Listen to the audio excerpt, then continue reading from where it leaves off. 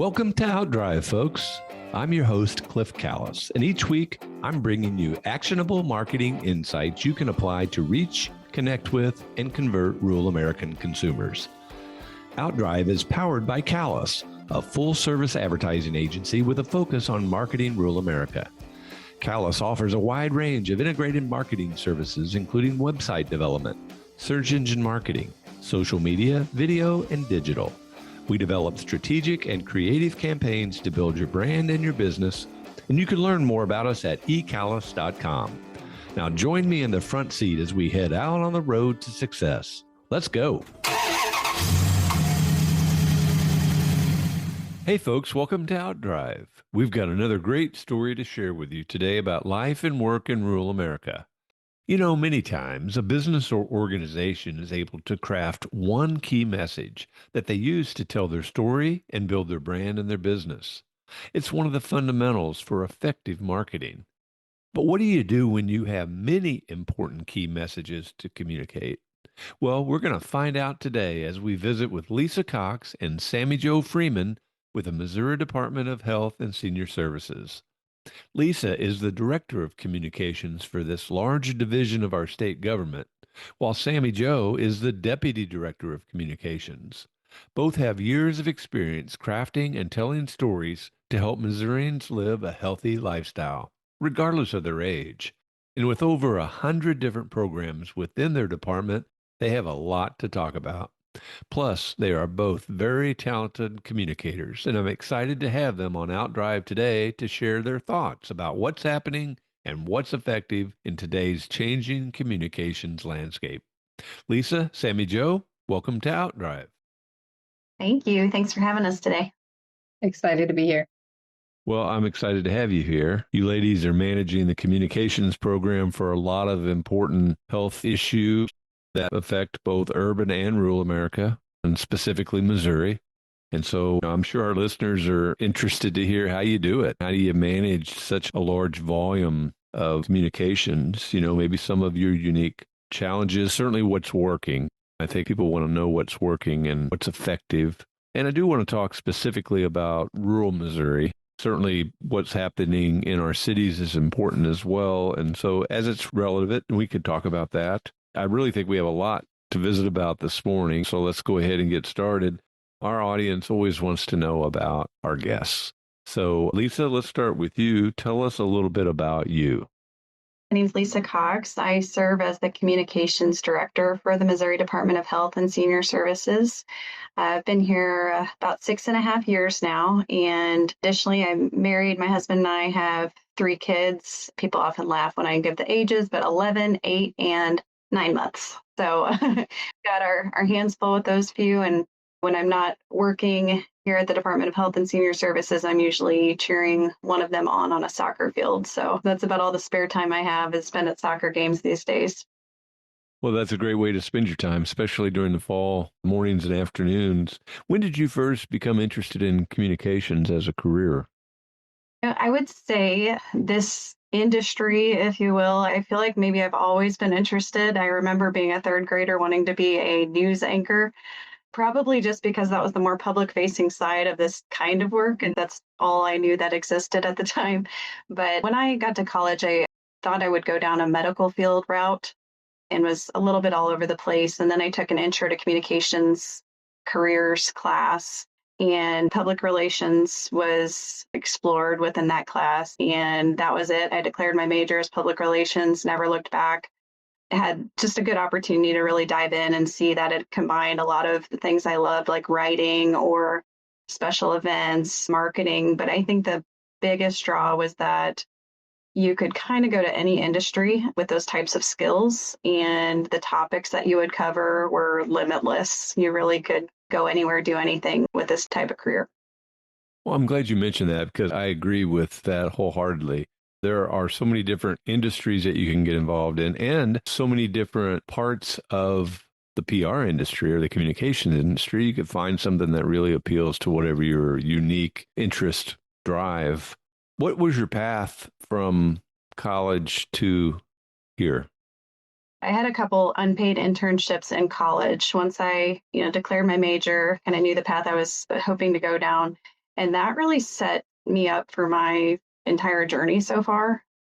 I really give all credit to the people that I met through my internships, which at the time I was working actually for money and going to school.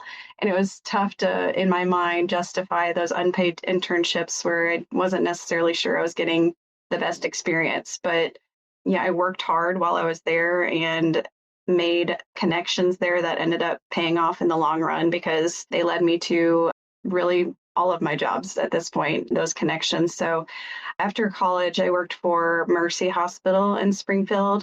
So I went to school at Missouri State in Springfield and, of course, made a lot of connections there and worked in a media relations job there for a while. Through the Joplin tornado and all of that, that was one of our sister hospitals. So that was a huge part of my job while I was there. From there, went to the Springfield Police Department. So again, you can really take that position anywhere and apply your skills to a lot of different types of work. Spent a little over 5 years with the Springfield Police Department. And I was actually born and raised here in central Missouri. And so it was after that, I had the opportunity to come back home, bring my family home before my kids were starting school. And the Department of Health and Senior Services, when I look back now, I worked in healthcare, I worked in public safety, law enforcement, and DHSS is really like a great combination of those things. Part of our mission is health and safety of Missourians. So it was really a neat opportunity to come here and combine the experiences I've had so far. Well, we're going to get back to talking more about the department itself, but it sounds to me like you're perfectly prepared for the role that you're in today. And I'm glad you mentioned internships because they can be so valuable. And I know that most people want to be paid for that internship, but you never know how a connection that's made during an experience like that may help you down the road, which I'm sure that you've recognized. Well, Sammy Joe, tell us about you. Yeah, hopefully hardest question of the day, right, Cliff? It is the very hardest, yes. None of us ever like talking about ourselves. Yeah, particularly the two of us. I'm Sami Jo Freeman. I serve as the Deputy Communications Director here at the Missouri Department of Health and Senior Services. I'm probably the team nerd, if you will. And there are a lot of things that kind of led me here, and I know we'll dig into some of that later, but I graduated from Mizzou with a degree in agricultural journalism. I actually started out originally in ag education, thinking I was going to be an FFA advisor and teacher. And I had a hard semester and had one meeting with a very persuasive advisor. And by the time I left her office, I had changed my major from ag education to ag journalism. And her pitch really spoke to me that I could do a little bit of everything. I could write, I could take photos, create video, do social media. And that variety is really something that I wanted. I think originally my love for communications probably started in a yearbook class in high school. And I went out and I took sports photography, and I thought that was the coolest thing I could ever accomplish. And ever since that moment, it's kind of been up from there. Similar to Lisa, those internships that I had in college were very important. You'll notice a tone through most of my career is agriculture. My first internship was with the Missouri Cattlemen's Association, and a lot of that time was dedicated to the Missouri State Fair, working at the beef house there in Sedalia. And every 2 weeks of the Missouri State Fair that I worked that internship and my time at Department of Agriculture, I moved up to Sedalia for a couple weeks and worked at the beef house or different roles. And then COVID happened, and it presented an opportunity where I could use my experience in ag to help out with the state health efforts during that emergency. And that's how I arrived here today. Well, I think you guys make a great team, very complementary to each other. A lot of good memories of the beef house for me on the consumer side because we eat there every year. That's one of our traditions. And I'm glad you mentioned FFA. I assume from what you've said that you had a good experience with FFA growing up. Yes, FFA was probably the biggest organization that shaped my career and my life, truthfully. FFA is crazy in the way that it can develop a young person. So I developed leadership skills, held leadership roles for the first time in my life, learned how to do that well. But then I also was on the soils team, and I learned about what makes good soil all the way to parliamentary procedure. So a huge, huge part of my life, also led to showing cattle at our county fair. Well, more accurately described as being drug around a ring at my county fair. But yes, huge fan of FFA and particularly Missouri FFA and the staff there. Huge parts of my life. Well, you guys are so well prepared to drive the communications for Missouri Department of Health and Senior Services. And I know you have a lot of territory to cover there. Talk about the department, talk about some of your communications initiatives that you have going on right now. Yeah, like you said, we have a lot of ground to cover within the Department of Health and Senior Services. Dozens, I don't even have the exact number at this point, dozens of program areas that impact all Missourians, but everything from disease and injury prevention. We do emergency preparedness and response, food and nutrition services. A lot of people are familiar with the WIC program. Health, animal, environmental testing. We have the state's public health laboratory that is servicing all over the state and actually even partnering to help other states as well. We have maternal and child health services. We do regulation enforcement, licensure. So we're working with our long-term care facilities throughout the state, the cannabis facilities throughout the state. That's a newer one for us. We also do senior services, so senior and disability support, protecting those vulnerable populations. And then also a huge area of data analysis, so vital records, statistics, looking back and forward at what's to come for Missourians' health. So a huge amount of, or really variety of topics. So you never know what you're going to talk about on a given day at DHSS and among our team anyway. Additionally, we also work with the 115 local public health agencies. Most people call them their local health department. We work with them very, very closely all throughout the state. So they are typically the ones providing a lot of these services that I talk about on the ground. There are boots on the ground helping their local communities with a lot of these service areas. So like I said, huge variety keeps us on our toes. Again, it kind of draws attention to the industry as a whole and all the variety. And I think for me, over the years, it's always been something that's kept me engaged is there's always something new to be talking about. There's always some new technique or tool or whatever, a strategy that you could use. And that's what keeps it fresh. We'll come back to talking about the local health departments. I'm interested in maybe how you were able to support them during COVID, because that's when everybody, I think, realized we have a local health organization and they were in the fire. I mean, on a local basis. Well, how do you prioritize the various programs that you have? I mean, I'm sure that who's ever running those programs always believe theirs is the most important, right? Of course, right? Every client feels that they're the most important, and they're all. And it's really difficult, honestly, to prioritize. And I think that's something our team, especially our leadership, feels every year when it comes time to create the next year's budget, right?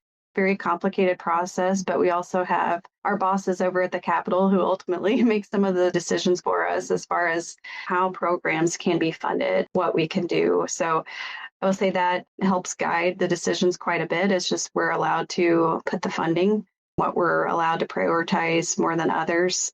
And we just really, our team advocates for where we feel the need is the most for that given year. Specifically, right now, especially as we talk about rural healthcare, which has just become more and more challenging each year. It seems like whether we're talking about long-term care or hospitals or our rural health departments, one area that we're really proud, both Sami Jo and I are really proud of our Chief Medical Officer, Dr. Heidi Miller. She's our first Chief Medical Officer. She's just been with us for a few years now. But something she was able to get through legislation and get the funding started for was our GME program. And GME is graduate medical education. So this is the mandatory multi-year residency training after one would do the medical school graduation, but then it's required for you to actually be licensed as an actual physician. So what a lot of people don't know, we have great medical schools. We have 7 now, just added a 7th recently. We have great medical schools and we do a great job training them, but then we don't have enough residency slots in Missouri to actually keep them. So we're just exporting, I believe it is a third of our med students out of Missouri. And then typically they go do that residency, they become licensed, and then they don't come back. And so we have shortage areas of healthcare professionals all over the state. Almost all of Missouri is in a shortage area. And especially those rural areas we're really, worried about. And that makes a big impact on the health of the people in the communities if they just don't have that level of access that they should have. So that's something Dr. Miller's been really passionate about. Actually, she's at a national conference right now supporting GME efforts and putting Missouri on the map because a lot of people are wanting to copy what we've done here because ultimately she's been working with those medical schools, again, working with the legislature to create funding opportunities and has expanded the amount of slots that are available and has continued year after year to continue to increase those so we can keep our doctors here in Missouri. I bet most people don't know that stat. I tend to stay up on what's happening in healthcare and particularly rural healthcare. That's an eye opener right there because we need physicians. Absolutely. We're short thousands of physicians right now. If we look at the actual data, we're increasing it, but it's going to take a long time to actually get where we need to be, but we're making progress. So are there other programs that are top of mind right now that you're either focused on or working on to develop?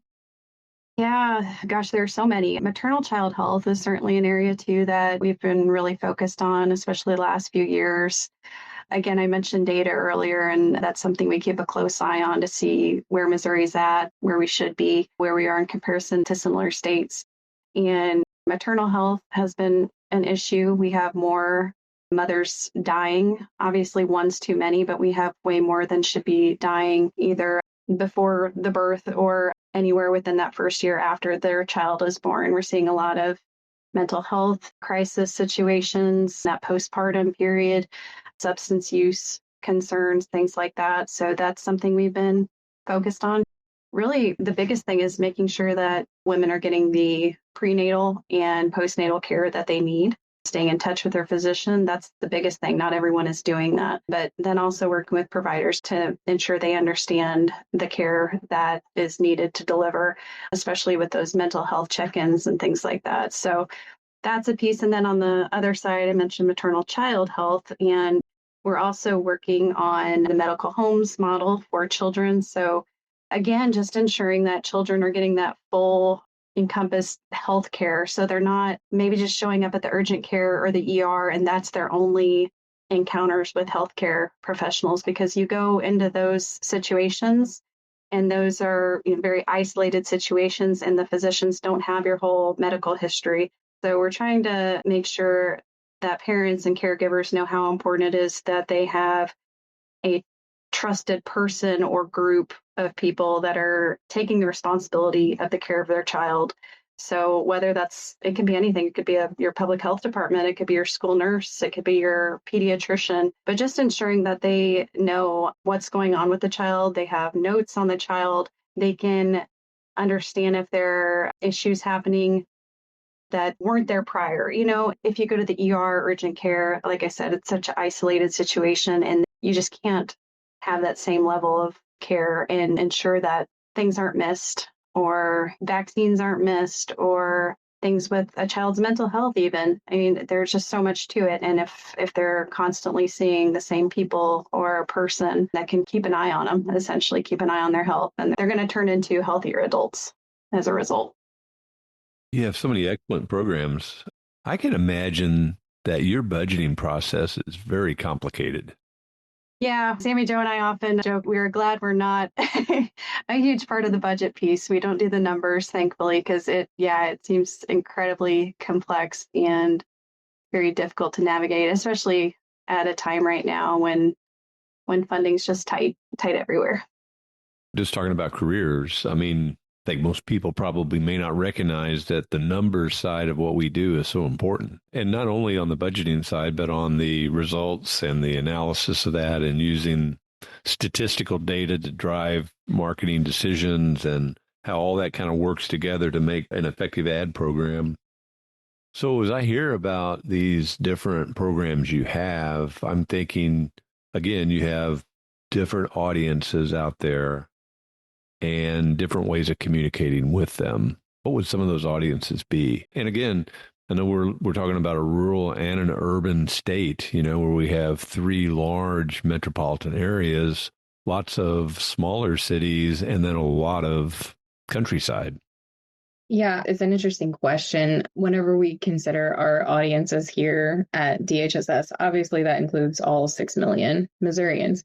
And you'd have to fact check me on this, but I think around 4 million Missourians live in urban areas. So it's easy, I think, sometimes to fall into that cost analysis where the bigger bang for your buck is to market your products towards urban only, because that's where a lot of people live. But for us, that's not something we do. We have to prioritize rural areas.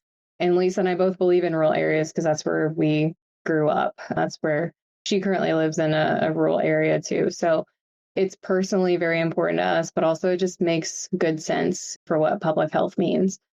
And we do a lot of different things to focus on that, not just things that cost money, but things that are more earned on our own. A couple examples would be we host a Rural Health Day. We have a biannual, so every 2 years, rural health report that kind of highlights a lot of that statistical information that you mentioned earlier. So we've got the data, we've got the earned media, and we've got the paid media too. But I think where that really becomes interesting and boots on the ground are the local public health agencies. Their network is incredible.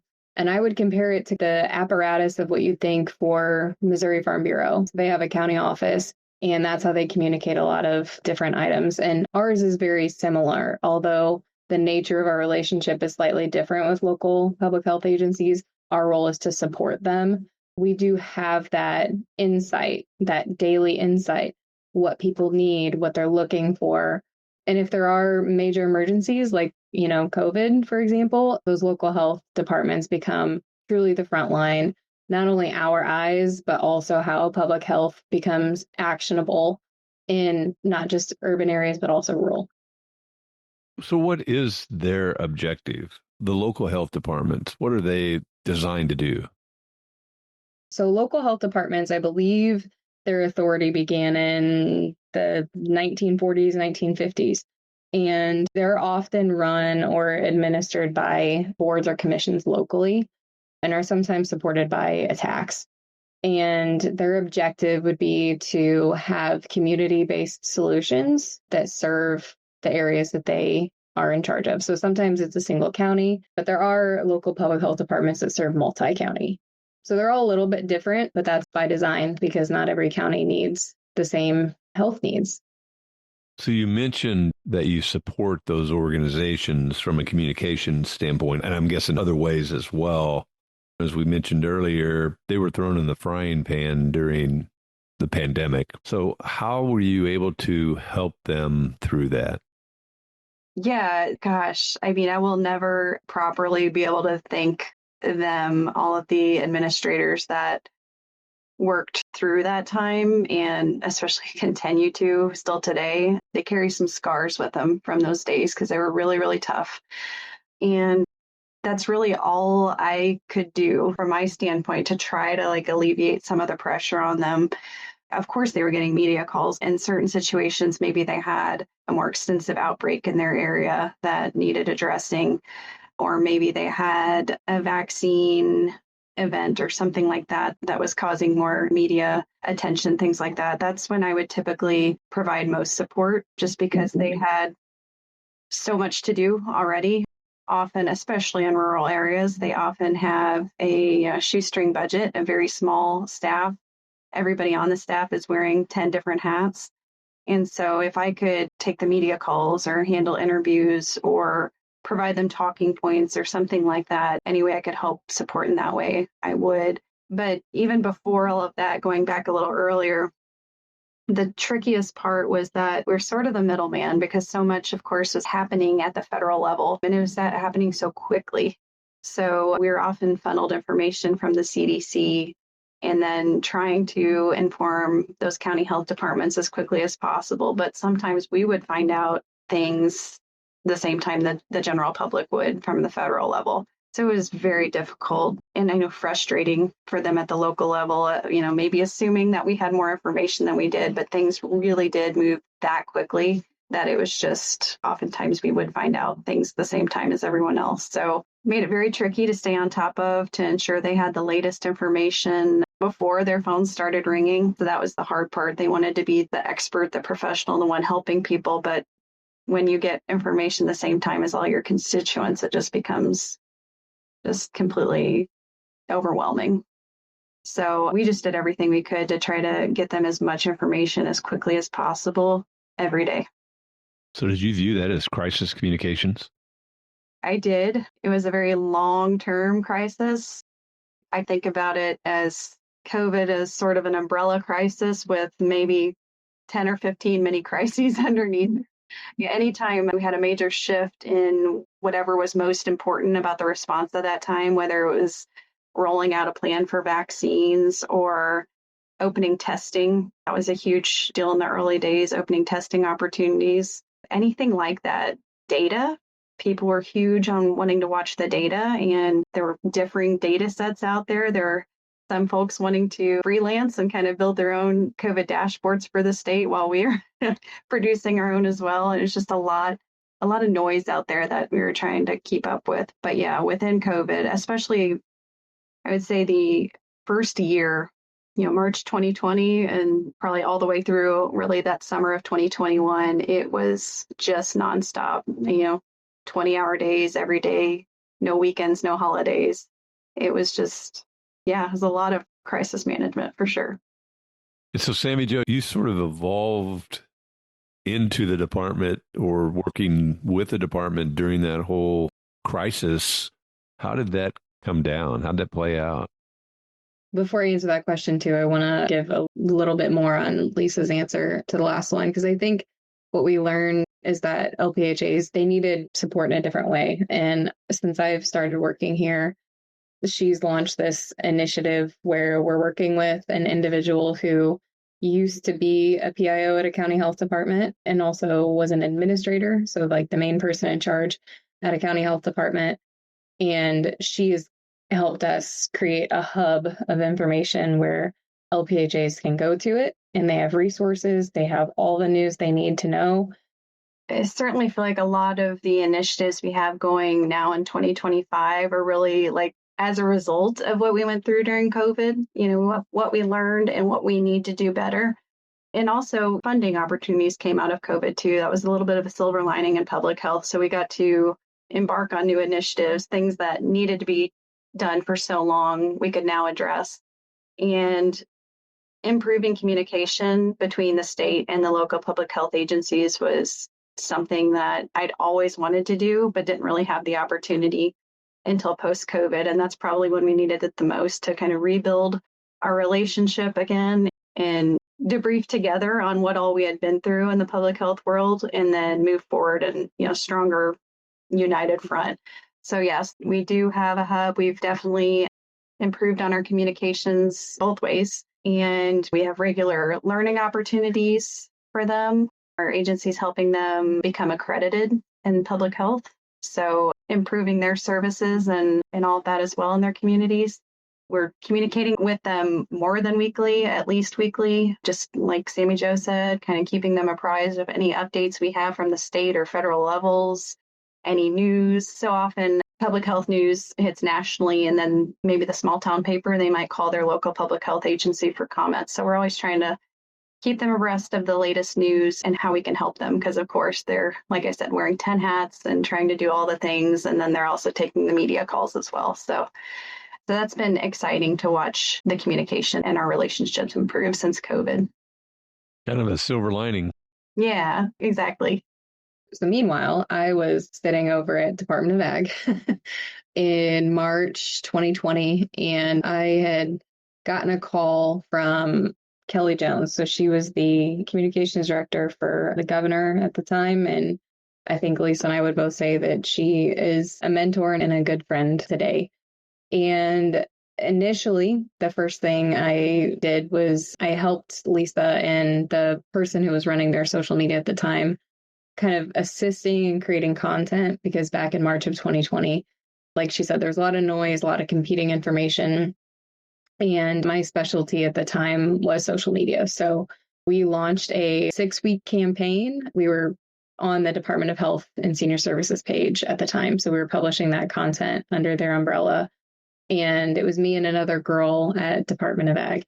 And our content was Mythbusters. So a lot of people were hearing confusing information, conflicting information, and they weren't really sure what was the best choice for them or their families, what was true and what wasn't.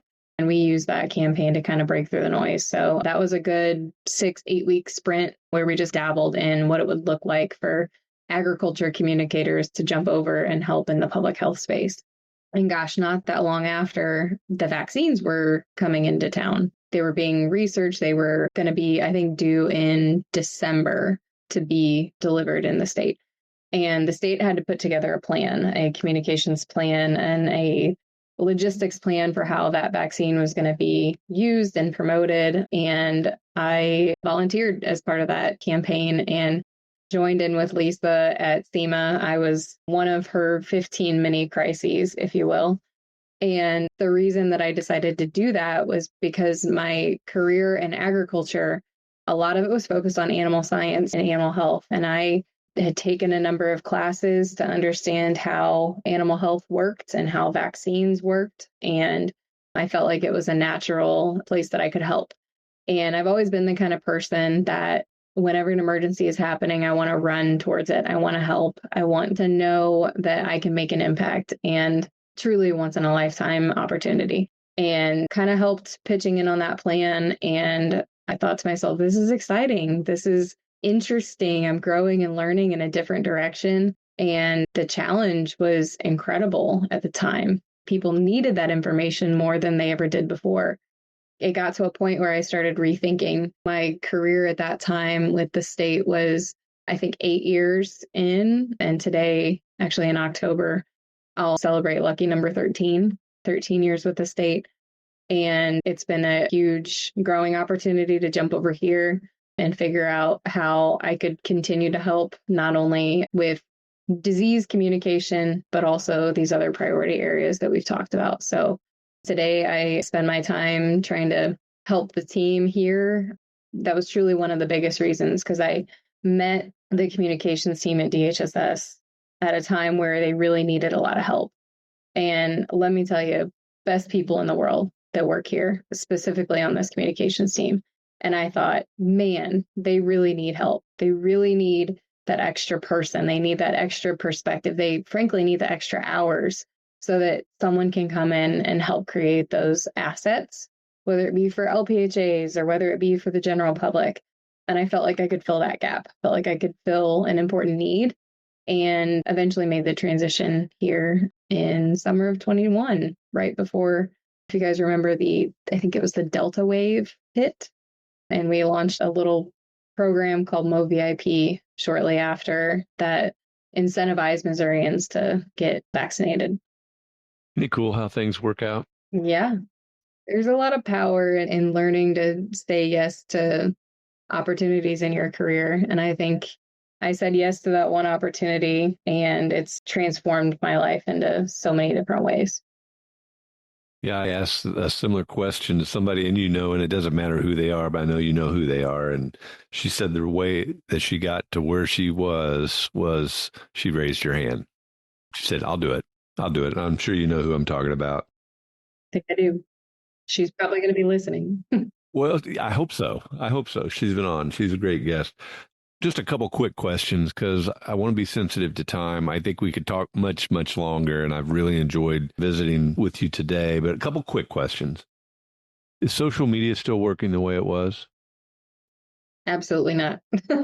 It's changed tremendously. And we talk about it a lot here in our office. Kind of our third person that I would include in this conversation. She's our social media lead, and she's fantastic and spends so much time understanding different trends and where we're headed and how we can optimize social media the best. And I think that benefits both urban and rural audiences, because social media is the one place where you put it out to all of your followers. It's not necessarily separating audiences. So at the beginning of my career, back in March 2020 even, social media was very different. You could use it as a way to broadcast. It was a broadcast platform. You could put out a toolkit piece that you got from a national organization and be relatively successful educating your followers. Today, that's just not the case. People are coming to social media for totally different reasons. They used to come to social media for that breaking news, that corporate style information. Today, they come to social media for a break from reality. They're coming to social media to be entertained. They're coming to social media to forget about the stresses of their daily life. But it's still a really important tool for us. So we've had to completely change our method and our work here in social media to more of an entertainment style. Our social media lead, she came back from a conference and she's been telling us repeatedly 60% of communication assets created by government social media marketers are intended for entertainment only. They don't directly promote anything. And there's some greater thought about why that has to change for all of us to that 60%. And it creates more of an informal tone and voice that can sometimes make older government social media communicators like myself uncomfortable, because it's informal in a way that you think, is that okay? Is that acceptable? But it's working for us. It's working better than it ever has. And the thought behind it is to truly build a better rapport and a deeper trust with our audience. If we're more ourselves and who we are every day, then they're more likely to trust us. They're more likely to forgive us whenever mistakes happen. So we spend a lot of our time now creating fun, enjoyable content because that's what people want. We're giving them the experiences that they want. And in that content is also weaving in public health information. So it's health tips. It's a different announcement that we may have, but we've had to look at it completely differently. And it's taking more work. It's taking different work. It's creating an opportunity where we have to sit down and be very strategic about how we're going to promote what used to be very easy to promote information. But we've got to break through the noise. And we think people in Missouri are better for it. Great perspective. Real quick, words of inspiration for our audience. Sami Jo, start with you. I'll go back to my earlier answer. Learn how to say yes to different opportunities. I never in my life thought that I would not be working directly in agriculture. I said yes to an opportunity, though, that has evolved my understanding of what agriculture is. Agriculture and public health are the same thing. And to me, they work really well together, but it took saying yes and believing in myself and taking a risk and not getting boxed into what I thought I would be my entire life. And now that box is so much bigger. Perfect. Lisa, words of inspiration. For your younger audience, network, network, network. You never know where those relationships will take you. Just show them what you're capable of, how hard you're willing to work to make dreams happen for both you and the organization you're representing.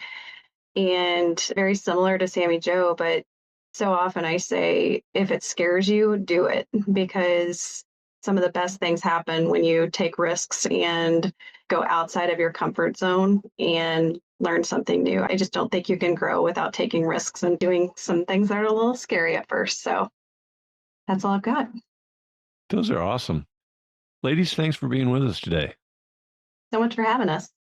Folks, thanks for listening to Outdrive. I hope you've enjoyed our visit today with Lisa Cox, Director of Communications for the Missouri Department of Health and Senior Services, and Sami Jo Freeman, the Deputy Director of Communications. Come back again next week, and I'll take you down the roads of rural America where it's heaven on earth. Thanks for taking a ride with us on Outdrive. This episode is complete, so head on over to ecalis.com for more insight you can apply to help drive your business growth. And be sure to sign up for our free monthly e-letter, Outthink, for even more helpful content about marketing to rural America. Have a great day and keep on driving.